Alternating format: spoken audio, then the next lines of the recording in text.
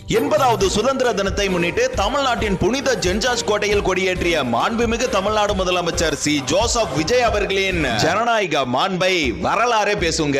என் இந்திய தேசம் இது, ரத்தம் சிந்திய தேசம் இது. தேசப்பற்று என்பது நம் முதல்வருக்கு இன்று அமைந்ததல்ல, 25 வருடங்களுக்கு முன்பே மனதில் பற்றி எறிந்த தீ அது. ஆனா தாய்நாட்டு மேல உங்களோட எனக்கு பற்று அதிகமாவே இருக்கு. அந்த தேசப்பற்று எங்க நெஞ்சில் இருக்கு, ரத்தத்துல கலந்துருக்கு. சம்பிரதாயத்துக்காக ஜனகணமன பாடுற ஒரு சராசரி கூட்டத்தை சேர்ந்தவங்க இல்ல நாங்க.